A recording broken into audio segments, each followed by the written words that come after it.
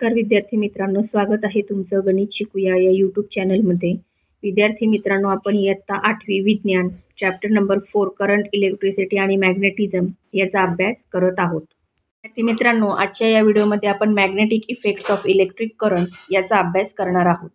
आता magnetic effect of electric current म्हणजे काय, तर त्याच्यासाठी लागणारे जे साहित्य आहे ते साहित्य घेऊन आपल्याला एक ॲक्टिव्हिटी किंवा एक कृती करायची आहे। आणि त्याची बघा इथे एक डायग्रॅम दिलेली आहे। तर या डायग्रॅमवरनं तुम्हाला थोडीशी कल्पना आली असेल की आपल्याला काय काय साहित्य लागू शकतं। तर आता आपण साहित्य काय लागते ते बघूयात। एक इनसाइड ट्रे घ्यायचा आहे, म्हणजे एक असा आयताकृती एक ट्रे घ्यायचा आहे। त्याच्यामध्ये एक मॅच बॉक्स जी वापरलेली असते ती घ्यायची आणि त्याच्यामध्ये एक स्मॉल मॅग्नेटिक निडल जी असते ती आतमध्ये त्या ट्रेच्या ठेवायची। आता एक लॉंग कनेक्टिंग वायर आणि घ्यायची आणि ती काय करायची, त्या ट्रेच्या इथे जसं दाखवलंय त्याप्रमाणे त्या ट्रेच्या बाजूने तिला गुंडाळायची। आणि हे जे सर्किट आहे ते इलेक्ट्रिक सर्किट काय करायचं आपल्याला कंप्लीट करायचं ते त्या ट्रेला हे कनेक्ट करून इलेक्ट्रिक सेल आणि प्लग की आणि एक बल्ब हे सुद्धा आपल्याला त्याच्यासाठी लागणार आहे। आता ही जेव्हा आपण या पद्धतीची त्याची संरचना करून घेणार आहोत, तर आपल्याला इथे त्यांनी काही प्रश्न सांगितलेत की तुम्हाला त्याच्यातनं बघायचं काय आहे। तर त्यांनी काय सांगितले की निडलची जी मॅग्नेटिक निडल घेतलेली आपण एक स्मॉल छोटीशी त्या मॅच बॉक्समध्ये ठेवलेली आहे, तर तिची पोझिशन आपल्याला त्यावेळेला चेक करायची आहे। एक बार मॅग्नेट घ्यायचं आहे, ते त्या मॅग्नेटिक निडलच्या जवळ न्यायचं आणि तिथे काय घटना काय होती क्रिया ती आपल्याला ऑब्झर्व करायची आहे। ती निडल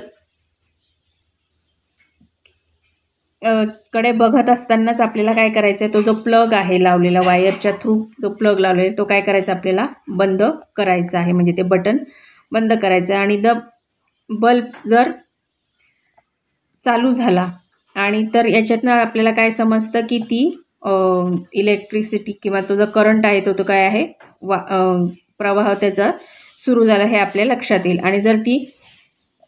आणि दुसरं एक असं बघायचं की ती मॅग्नेटिक निडलची पोझिशन काय आहे, चेंज झाली का। आणि आता जर ती की आपण चालू केली तर काय घटना घडतीये, म्हणजे परत ती मॅग्नेटिक निडल परत आपल्या मूळ जागेवर येणार का, आणि याच्यावरनं तुम्ही काय अनुमान लावताय हे आपल्याला त्यांनी प्रश्न विचारलेले आहेत, ते आपल्याला त्याच्यात ऑब्झर्व करायचे आहेत। आता याच्यामध्ये उत्तर बघा की तुम्हाला माहिती आहे की मॅग्नेटिक निडल काय आहे, ही त्या मॅग्नेटकडे काय होते, आकर्षिला जाते। कारण लोखंड निडल म्हणजे काय आहे थोडक्यामध्ये लोखंड, आणि लोखंड हे काय आहे लोहचुंबकाकडे आकर्षिला जातं। आता त्याच्यातच तुम्ही मग काय बघताय की ही जी मॅग्नेटिक निडल आहे ती काय आहे, ती तिची डायरेक्शन चेंज करते जेव्हा हे बार मॅग्नेट त्या निडलच्या जवळजवळ आपण जेव्हा घेऊन जातो तेव्हा।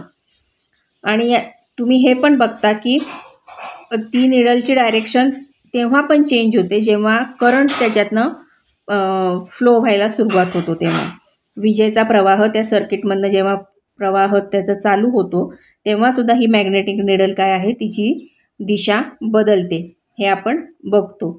म्हणजेच याचा अर्थ काय आहे की मॅग्नेटिक फील्ड जी आहे ती त्या इलेक्ट्रिक करंट जेव्हा त्या वायरमधनं प्रवाह तो इलेक्ट्रिकचा विद्युत धारेचा प्रवाह जेव्हा त्या वायरमधनं वाहायला सुरुवात होते तेव्हा मॅग्नेटिक फील्ड तयार होतं, म्हणजे चुंबकीय ते तिथे तयार होतं वातावरण। आणि हा शोध कोणी लावला, तर हॅन्स ख्रिश्चन ओरस्टेड या शास्त्रज्ञांनी हे पहिल्यांदा ऑब्झर्वेशन केलं आणि त्यांनी त्याचं ऑब्झर्वेशन असं सांगितलेलं आहे।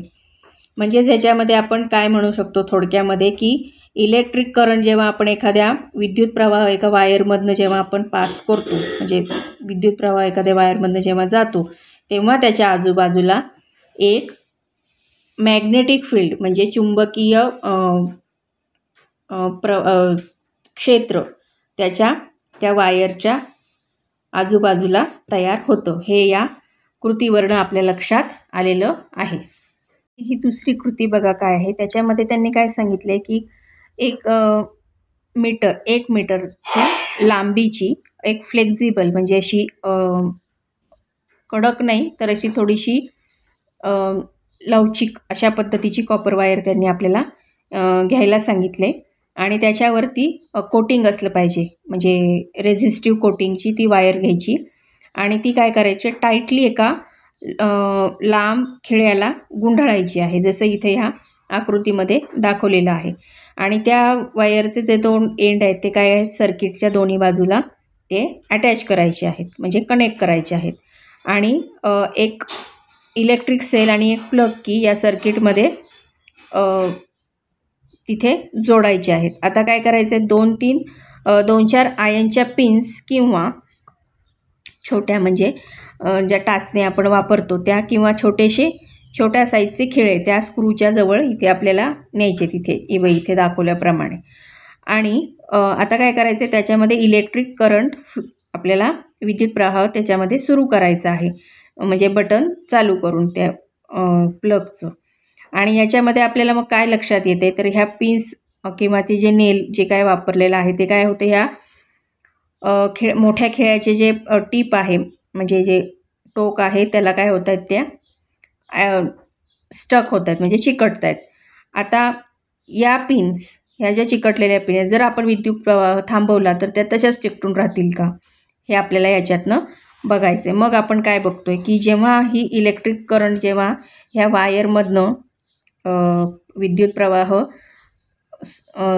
चालू होतो तेव्हा काय होतं तिथे एक मॅग्नेटिक फील्ड म्हणजे चुंबकीय क्षेत्र तिथे तयार होतं ह्या कॉईलच्या भोवती आणि मग काय होतं की त्यामुळे काय होतं हे जे स्क्रू आहेत ना हे काय होतात त्या मॅग्नेटिझममुळे ह्या आयनला चिकटल्या जातात त्याच्याकडे ते आकर्षिल्या जातात ओढल्या जातात आणि जेव्हा आपण हा करंट इथला जो आहे तो थांबवतो इलेक्ट्रिक करंट तेव्हा काय होतं हे मॅग्नेटिझम किंवा हा जो चुंबकीय क्षेत्र आहे ते काय होतं तिथलं निघून जातं आणि ह्या कॉईल काय होतात मग तिथून या नेलपासून किंवा या खिळ्यापासून दूर होतात. आता ह्या सिस्टीमला म्हणजे ही जी कॉईल आणि ही जी स्क्रू आहे ह्या सिस्टीमला पूर्ण काय म्हणतात इलेक्ट्रोमॅग्नेट इथे दिलेले बघा नाव इलेक्ट्रोमॅग्नेट असे म्हणतात. आता हे इलेक्ट्रोमॅग्नेटचे काय काय उपयोग आहेत ते तुम्ही इयत्ता 6वीमध्ये शिकलेला आहात आणि आता इलेक्ट्रोमॅग्नेटचा जो उपयोग आहे ते जास्त करून ते जास्त चांगलं प्रकारचं विद्युत चुंबकीय क्षेत्र तयार करत असल्यामुळे जे आपले विज्ञानात शोध लावतात किंवा तिथे जो अभ्यास झालेला असतो नवीन सायंटिफिक रिसर्चमध्ये त्यामध्ये याचा जास्त प्रमाणात उपयोग केला जातो. तर विद्यार्थी मित्रांनो मला अशी आशा आहे की electromagnetic effects of electric current या 2 ज्या आपण कृती बघितल्या त्यावरनं हा घटक तुमच्या लक्षात आला असेल अशी मला आशा आहे. तर आजच्या व्हिडिओमध्ये आपण इथेच थांबूयात भेटूयात पुन्हा पुढच्या व्हिडिओमध्ये. तोपर्यंत नमस्कार धन्यवाद.